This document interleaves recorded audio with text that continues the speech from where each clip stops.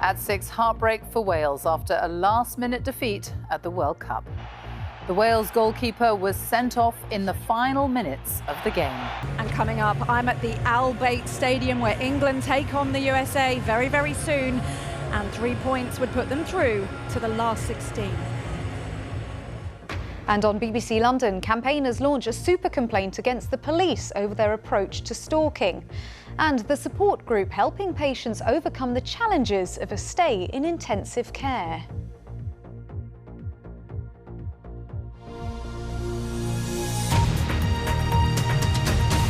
Thousands of retailers are offering cut-price deals for Black Friday, and sales have so far been steady. So will the soaring cost of living help or hinder the event overall as people look for bargains? Our business correspondent Emma Simpson is at an Argos distribution centre in Kettering. Emma. They're going to be picking orders all night here, Sophie. And just to give you a sense of the scale of this place, there are nearly 100 of these aisles here. Now, some people thought Black Friday is going to be a bit of a damp squib, but it's gone a whole lot better than that. Barclaycard, which processes about £1 in every £3 spent on cards in the UK, it said it saw a record number of transactions per second this lunchtime. Now, maybe people have been out shopping before the big game tonight. Who knows? But it's certainly been super busy here. It's Argos's biggest warehouse, and today is their busiest day of the year. Many retailers didn't have enough stock last Black Friday with all the supply chain problems. No shortage this time round. Will Argos be able to shift it? Although it looks like a lot of stock, we'll get through a lot of parcels today, 3 million over the course of this week. So we're trading strongly, and there's, I think, a lot of demand. So I think Christmas is going to be good. I think customers want to celebrate. But they're shopping early. Yeah, and being more thoughtful about buying things that are really thoughtful gifts and people really want and need, perhaps rather than something more extravagant. Black Friday started even earlier this year, and there are more deals too. Of course, some aren't all that they're cracked up to be. Retailers are under pressure to stimulate demand and get us spending because they have to turn all this stock into cash. Down the road at this retail park, the shoppers were out in force, some spending more than others. You've got a few bags there. Yeah.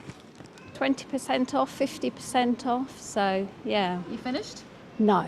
We've actually all agreed as a family that we're going to cut down this year and just buy what we need rather than buy to make ourselves feel better for giving. Things are very tight, aren't they? I think with everybody. But yeah, that's why bargain's always good. You want a deal? Everyone wants a deal. And retailers know it. It's their most crucial time of the year, but it's also Christmas in a cost of living crisis. I think it's value, value, value. I think those who really think about how do we make presents that people want to give, but do that at a price that's not going to break the bank, are going to win. I think those that don't, won't. Make or break time for some businesses. Black Friday, at least, seems to have been fairly steady. People still spending, but not splashing out, spreading the cost of Christmas on tighter budgets than ever before. Emma Simpson, BBC News, Kettering. A former British soldier has been found guilty of shooting dead a man in Northern Ireland 34 years ago as he travelled to a football match. David Holden, who's now 53, was convicted of manslaughter for opening fire on Aidan McAnespie with a machine gun at a border crossing point. He's the first veteran to be convicted of an historical offence in Northern Ireland since the Good Friday Agreement. Our Ireland correspondent Emma Vardy reports. Former soldier David Holden, seen here in the face mask, was 18 at the time of the shooting. He'd been serving with the Grenadier Guards, while the British Army was deployed in Northern Ireland during the Troubles, manning an army checkpoint along the Irish border. Aidan McAnespie was believed by the army to be an IRA suspect at the time, the paramilitary group that had been waging a campaign of violence. As he crossed the border on foot, Aidan McAnespie was killed by a gunshot wound to the back. David Holden claimed his hands were wet and always said he fired his machine gun accidentally. But after a long campaign by Aidan McAnespie's family, today a judge found the former soldier guilty of manslaughter. We waited 34 years. I never thought we would have got it. As a family and local community from that area, we did not believe the version of events that David Holden or the British government put out at the time of Aidan's shooting. Yes, Aidan McGuinness was shot 34 years ago, or more than 34 years ago. The argument is always that the passage of time will leave it almost impossible to get to the truth. This ruling today actually blows that out of the water and says it is possible for other families, and we would encourage, and everyone here would encourage, other families, do not give up hope. There's still around 1,000 unsolved killings from the Troubles, but this could be the last time an Army veteran faces charges. In future, there may be immunity from prosecution for former soldiers and paramilitaries for decades-old killings, as the government is bringing forward legislation which aims to draw a line under the conflict, instead focusing on gathering information for victims' families. But an amnesty on Troubles prosecutions is opposed by victims' groups, and David Holden's conviction will be seen as vindication by many other families who say they too deserve justice. Emma Vardy, BBC News, Belfast. Scientists in the United States say they've made a breakthrough by designing a vaccine against all known strains of flu. It raises hopes for the development of a universal flu vaccine. Our medical editor Fergus Walsh is here to explain what that could mean. Thanks, Sophie. We are locked in a perpetual war against the constantly changing flu virus. Every year, scientists have to make an educated guess as to which strains will be circulating. This winter's flu vaccine protects against 4 strains of flu, including H1N1, which triggered the swine flu pandemic, and H3N2, the most common strain globally. Now, scientists in the United States have developed a vaccine against all 20 known A and B strains. The vaccine gave broad protection in animal trials using mice and ferrets. The vaccine was created using the same mRNA technology as deployed in the Pfizer-BioNTech and Moderna COVID jabs. It contains instructions to our cells to produce the different spike proteins on the surface of the virus. So why does this matter? Well, a universal flu vaccine would not give perfect protection, and we'd probably need a new flu jab each winter, but it could prime the immune system against every potential flu threat, so blunting the impact of any new pandemic. We've seen over the course of history that influenza viruses do cause pandemics every 10 or 20 years. And when that next pandemic strain hits us, we hope that this kind of vaccine, if given before a pandemic, will again provide a level of immunity that will keep us out of the hospitals, keep us from dying of these new pandemic strains. Now, some flu pandemics are comparatively mild. Swine flu in 2009 caused around 500,000 deaths worldwide, but previous flu pandemics have been far more serious, especially Spanish flu after the First World War, which may have killed between 50 and 100 million people. Human trials of this universal flu vaccine are likely to begin next year.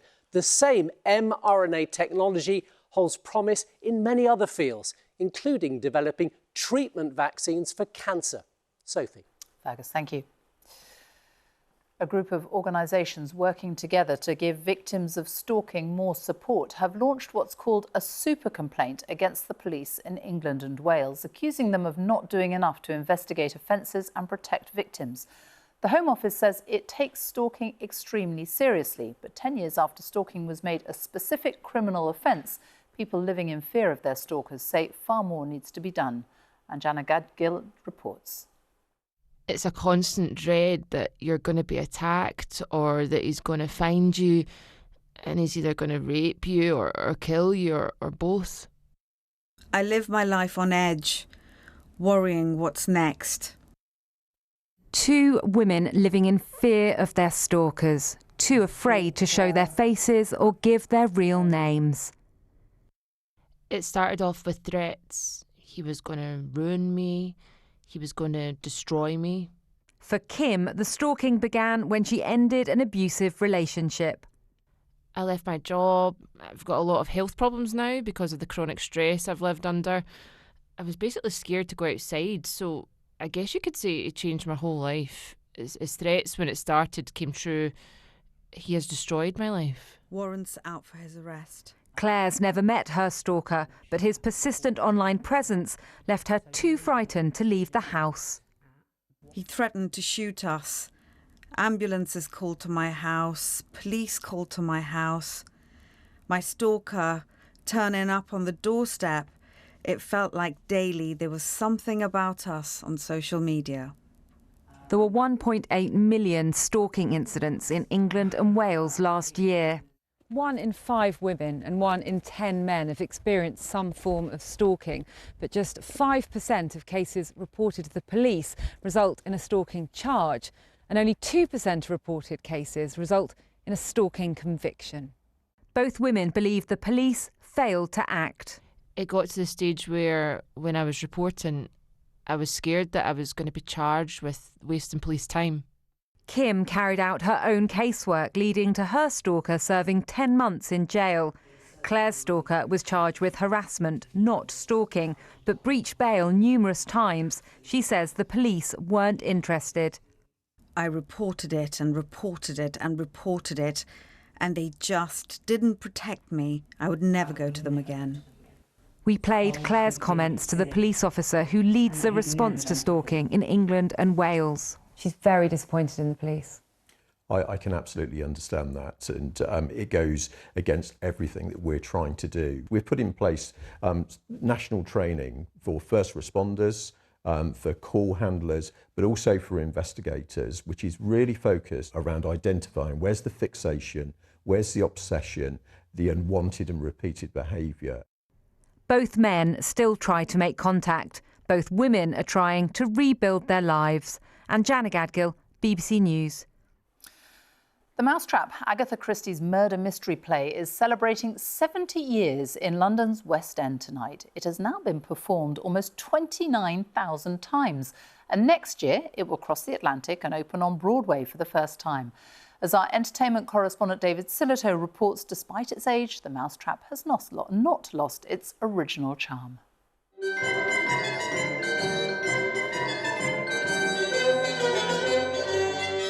Good afternoon. Welcome to today's performance of The Mousetrap.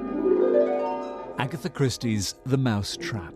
And today's performance, number 28,915, a special anniversary reunion for former cast members. This is more than a play. It's a must-see on the London tourist trail. They got out their map and everything. They were saying, what shall we do? We must see Buckingham Palace, we must see the Tower of London, we must see the Mousetrap. And I just thought, there you are. Backstage, little has changed. This, the Wind Machine. This is an original from 1952. The original from 1952, the original production. And to make it really wintry, actors step into the snow room. But what makes it remarkable is the history. It was setting records even in the 50s. Do you think it's the best play you've written? I don't know. Other people seem to at any rate.